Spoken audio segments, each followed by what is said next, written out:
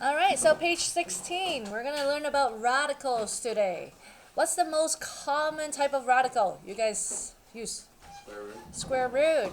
That's right. So this symbol right here, that's the square root. There's actually a little number outside that square root, but we're just so lazy that we don't write it. Anyone know what that little number is out here? Charles? 2. The 2, right.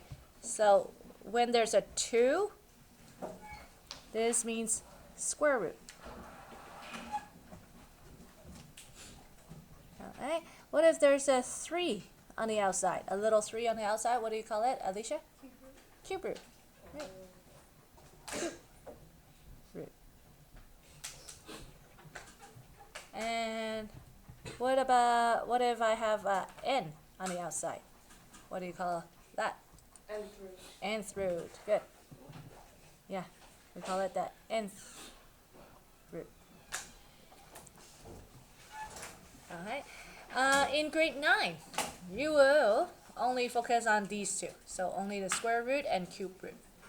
Okay, square root meaning what times what, like the same number, would give you the number inside the radical. So for example, 25, we all know that is 5 times 5.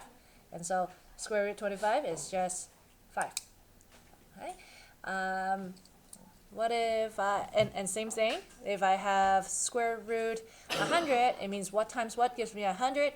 So the answer is 10. If I have, what about cube root 125?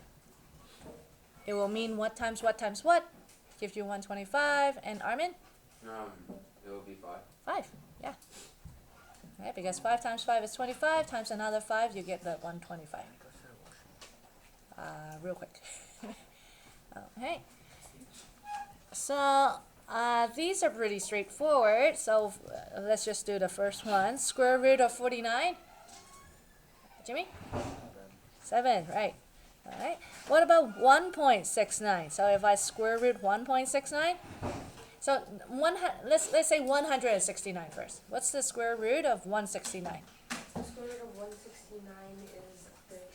Right. And so if it's 1.69, what do you think it's going to be then? Yep. 1.3. 1.3. All right. And if we have, okay, I'm just picking and choosing ones that I want to go over. So let's say this one, square root 225 over 121. Stephen?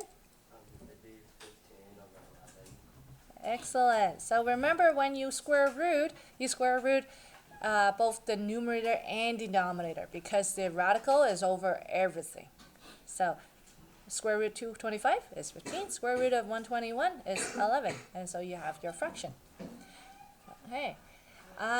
In grade 9, all the numbers you'll see inside the radical sign is going to be positive. In grade 11, you're going to learn about something like this. In grade 11, though. Okay. When you do this on the calculator, what do you get? Square root negative 125. Yeah, is it?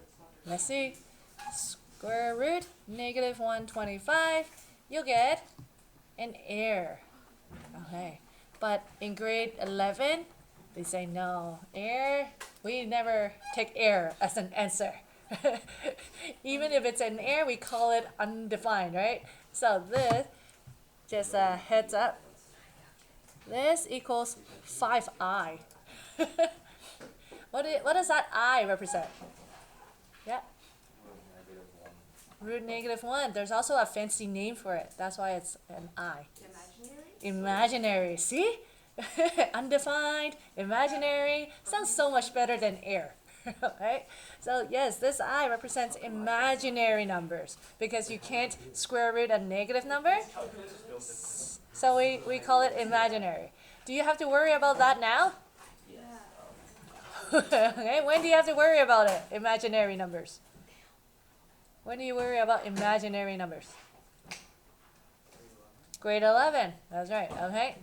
You guys might learn it a little bit in grade 10. But for now, don't worry about the imaginary number. We'll just focus on the real stuff. Okay, in grade 9. Okay. So this one, square root 25 plus square root of 9. What does this equal?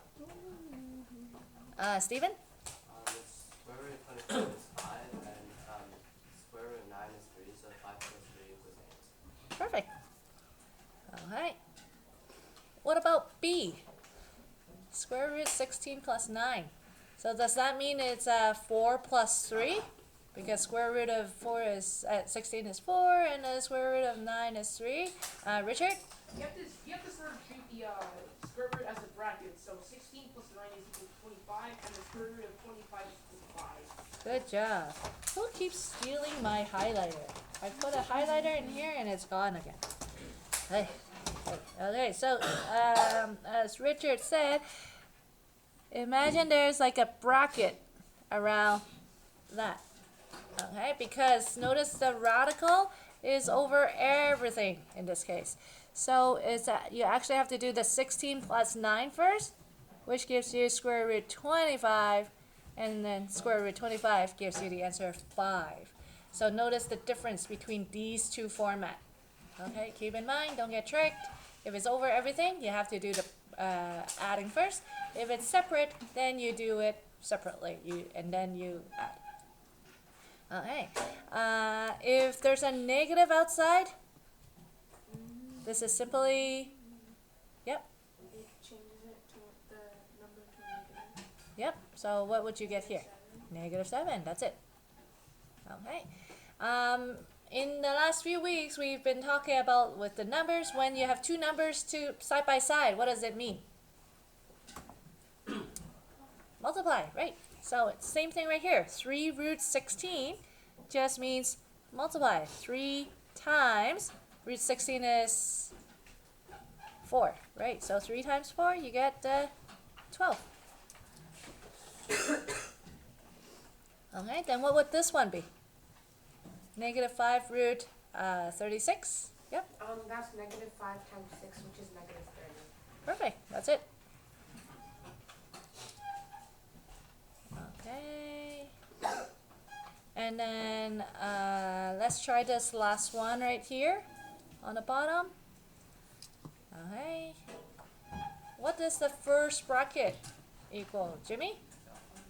100. That's right. It's not 10. Why is it 100? Yep.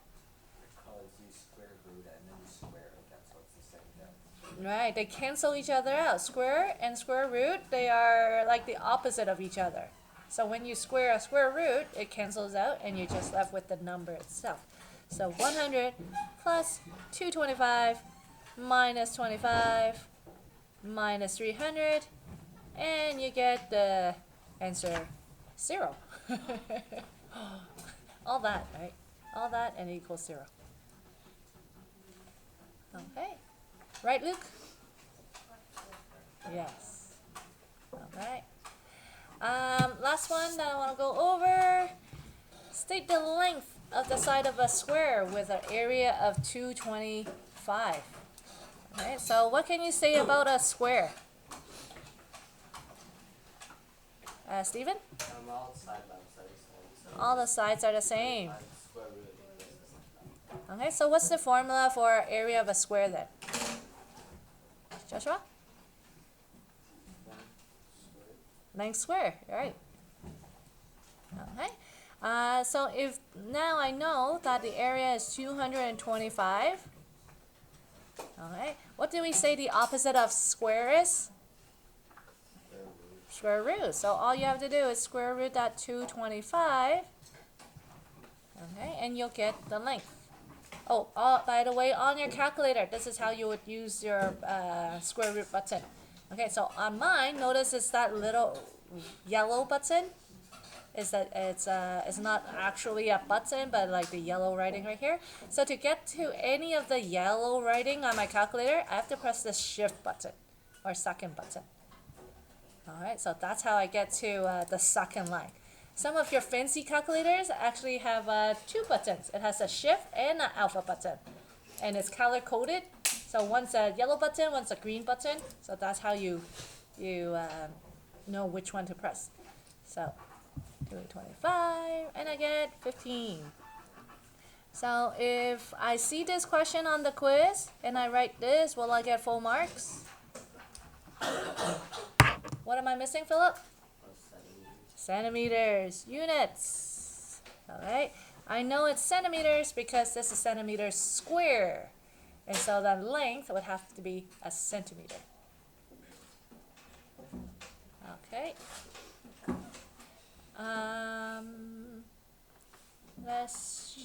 So what if I say, let me see.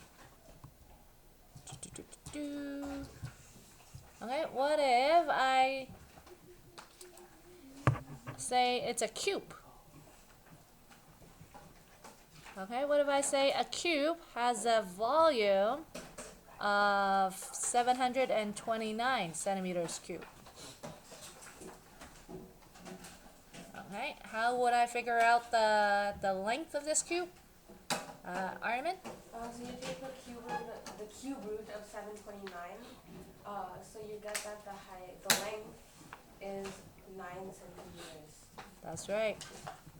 Alright, and on the calculator, how I would do this, because it's a cube root, I cannot use this square root button, alright? Because as I say, it's a cube root, not square root, right?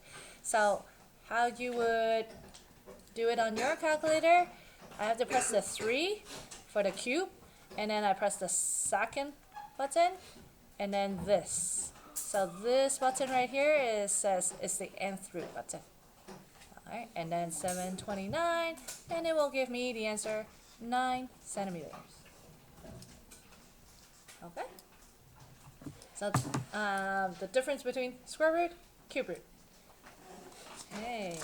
Okay, so that's the lesson on radicals. Alright, see, nice and short. Let's move on to scientific notations. Yes, Ryan, you missed quite a bit. Yeah, I think you'll do fine. It's the fairly straightforward topic. Let's do this together. Okay, so scientific notation. How many of you did some sort of scientific notation in grade 8? Alright, good. Alright, so most of you guys did scientific notation already in grade 8, so this acts as more like a review for you guys. So, for example, right here, I have, oh, there goes her calculator. I have 1,300,000. So, to write it in scientific notation, I will look at the non-zero digits, and I put a decimal after the first non-zero digit. So in this case, I make this 1.3. I put a decimal after the first non-zero number. And then it's always times 10 to the something. Okay? It doesn't have to be it's never going to be times 5 to the 6 or 8 to the -20. It's always 10 to the power because it's scientific notation. And then the exponent, if I have the imaginary decimal here, I have to think about how many places I have to move that decimal to get to the original number. So if I have my imaginary decimal here, 1, 2, 3, 4, 5, 6 places. So it's the power 10 to the power of 6. Don't forget unit, Celsius. Okay. So similarly, with the thickness of a plastic film, I have the first non-zero digit, which is the 1, so I'm going to make it 1.0, times 10 to the, whatever I times, it's just going to be a bigger number. So what does my exponent have to be to make it a really, really small number? Joshua? Negative. So here, this is the trick of how you can remember. Whenever it's a really small number, your exponent is negative. So My imaginary decimal is here after the 1. That means I have to move it to the left 1, 2, 3, 4, 5 times. So negative 5. Okay? Okay. And then mass of an electron. So similarly, going from scientific notation to decimal, I have something like this. Am I going to get a really big number or a really small number? Since the exponent is negative, it's going to be very small. Yeah, extremely small because I have to go 28 places. So 0.0000000000092. No. Alright. By the way, how many zeros will I have? Think about that. How many zeros? 27. 27. That's right. I know it's a 28 right here. I'm not blind, so I'm not reading it wrong. But remember that you start off that decimal place between the 9 and the 2. So one of the space is moving it over the 9, and so there's actually 27 zeros in between. Okay. What about the number of stars in our galaxy? Alright. My exponent is a positive number, and so it's a really, really big number. So 1, 2. How many zeros will I have in this case then? Ryan, you want to?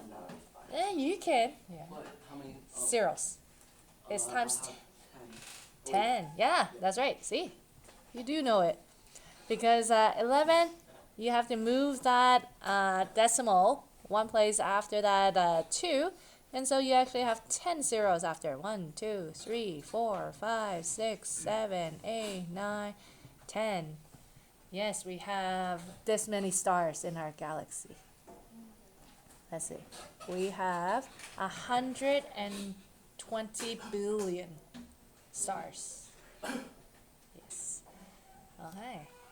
So what is the estimated age of the Earth in scientific notation? Ariman? 4.5 times 10 to the 9. Times 10 to the 9. Unit? Years. Years. Alright. What about diameter of a hydrogen atom? Alright, last one. Joshua? 1.13 times 10 to the Perfect. Negative, is it 8? Yeah. Okay, centimeters. This one, a little tricky. It's 1.13. So all the non-zero digits you have to write down. Even if it's like 10 digits long, you have to write out all the non-zero digits. Okay, otherwise you would have rounded it quite a bit. Okay, and one last one. I'm just going to write down here.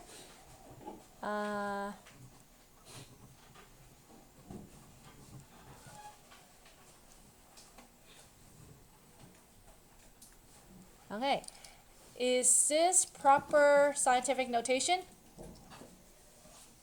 Philip? No, because Why not? we can, the number that's on the left should be between like 0 and like 10, I think, or something like that. So you can still move the decimal place to the left too.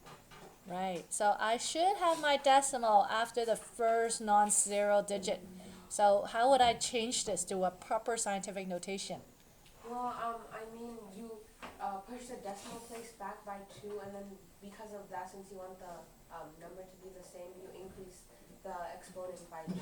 Okay, so what would my answer be? 1. 1.2856 times 10 to the 5th. Right. Okay. I have to move this over 2 more places to make it proper. And so that's why I increased my exponent from a 3 to a 5, because I moved it over twice. All right. Similarly, if I have 0.0, whoops, wait, No, it doesn't work like that. Okay, similarly, if I have, yeah, I'll use the same number to the -6. Okay. Okay, and what is that in proper scientific notation then? Jimmy? 1.0856 times 10 to the -4. Right. Okay. Again, because I have to move the decimal place 2 over, so I would still add 2 to my exponent. So instead of -6, it's -4 now. Okay. All right, that's the lesson. So 2 lesson in 1, and it only took 21 minutes. Okay. So this on the last page is like a little puzzle. Okay, it's a math puzzle. It's I think so, I think you guys did something like this in elementary school as well. It's a math joke, but just know that I did not make this joke. Okay. So if it's not funny, it's not my fault. Alright, so so what you're trying to do, give me 30 more seconds. What you're trying to do is you want to solve for the secret message. So this, as a scientific notation, is 8.0 times 10 to the -12. So I look up here. Alright, this one, 8 times 10 to the -12. That means my first word of the message is the. Okay, and then you do the same thing for the next one. So, work doggedly, and you will spell out a hot message. Alright, after you solve it, you'll see what hot message they are giving you. Okay? It is a very bad joke, but it's hard to make a fun and good math joke. Math joke? I agree. Okay. So, for the rest of the class, before they call us down for the assembly, if you can work on page 16, 17, 18, and 19, and that's all you need to know for the quiz tomorrow. I worked on the high